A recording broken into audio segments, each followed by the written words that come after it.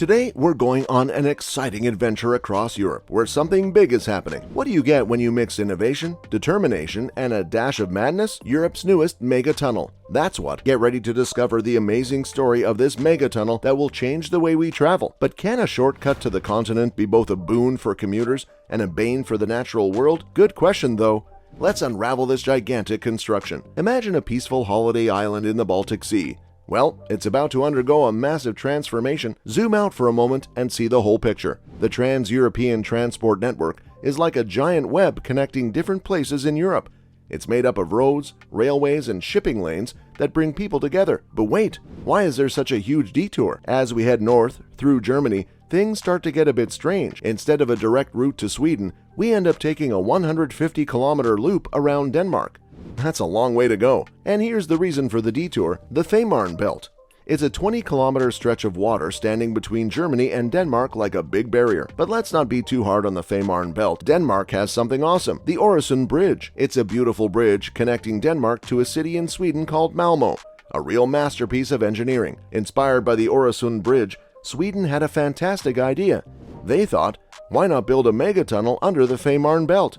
And so, a bold plan was set in motion. The Swedish government saw a shortcut through the Fehmarn Belt and made a deal with Denmark. Sweden said, "We'll help build the Øresund Bridge if you consider making a fixed link at the Fehmarn Belt." Surprisingly, it wasn't such a crazy suggestion. Long ago, people talked about a railway between Hamburg and Copenhagen called the Vogelfluglinie, or Bird Flight Line. But nothing much happened until the 1960s, when they built a bridge to cross Fehmarn Sound, getting trains close to the water's edge. Finally, Sweden said, enough is enough. In 2008, Denmark and Germany agreed to build the Fehmarn Belt fixed link. It would have a motorway and 2 rail lines for speedy trains and cargo. Denmark would pay the bill and collect toll fares, while Germany would improve the route on its side. This project would be a game changer. The Hamburg to Copenhagen route would become a high-speed road and rail route, cutting a massive detour from the ScanMed corridor. Europe's transport network would be transformed. The only catch? Water. Everyone agreed a bridge was the way to go. Denmark was good at building bridges, just like the Øresund Bridge.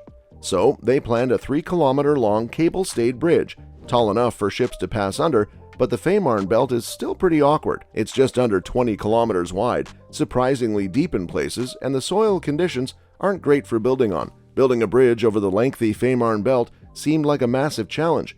The spans needed to be over 700 meters, longer than any road and rail bridge ever constructed.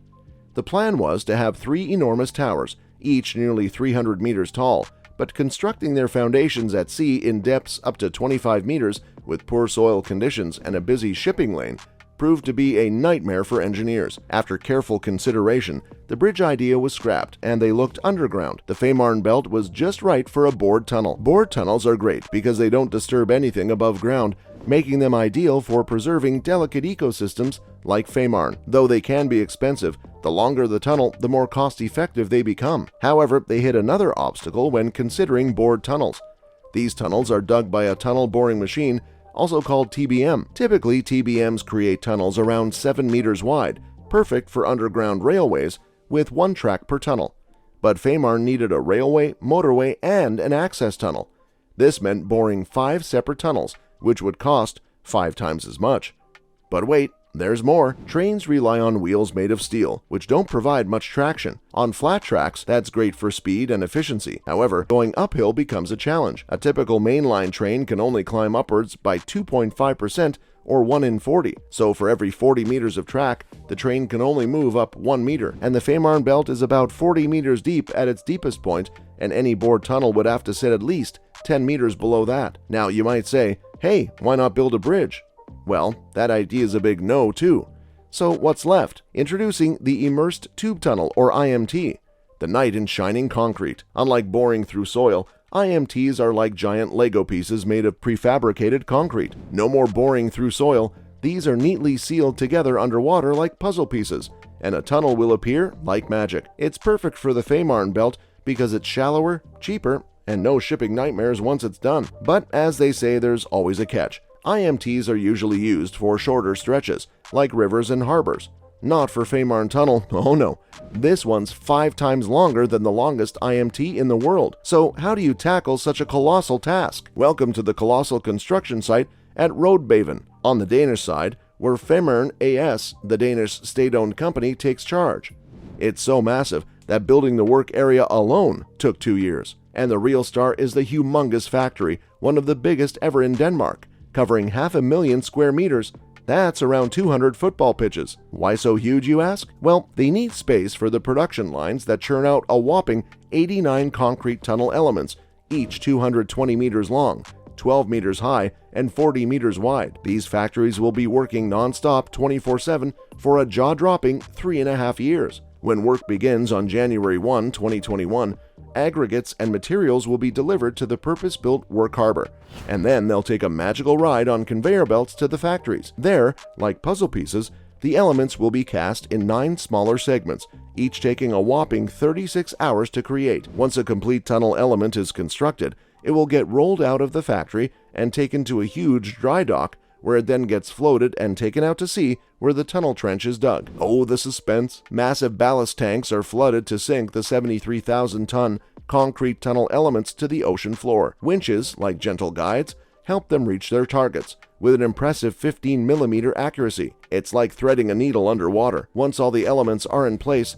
the trench is backfilled and the tunnel is covered in gravel to protect it, at which point nature takes over and eventually covers the gravel bed with sand. But wait, we're not done yet. Now comes the small challenge of laying a motorway and railway through this underwater wonderland. Not to worry though, the tunnel will be equipped with all the bells and whistles, ventilation, support, and surveillance systems, ready to welcome thousands of cars and hundreds of trains every day. Time for some financial talk. This massive project comes with a hefty price tag, a whopping $7.5 billion. But fear not, $500 million are covered by European Union subsidies, and the rest is a loan from the Danish state, meaning Danish taxpayers are off the hook. This tunnel is no ordinary project, it's a money-making machine. Charging cars around the same as a ferry ride, it's expecting to generate a staggering $4 billion in profit during its first 50 years of operation. But as with any grand project, there's a twist in the tale.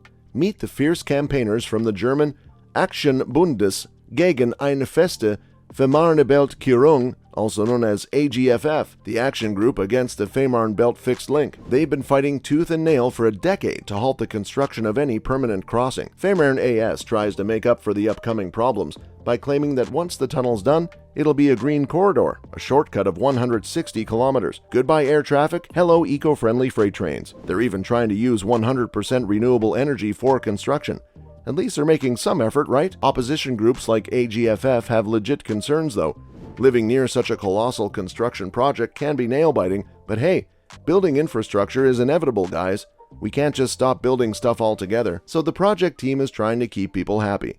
Most of the heavy lifting is on the Danish side, where fewer people live. They're building new habitats to make up for the land they're using. Balance is key. But trust me, once it's up and running in the mid of 2029, people will forget the controversies. The tunnel is going to impact millions of people across Europe for decades, but you know what Femern AS said?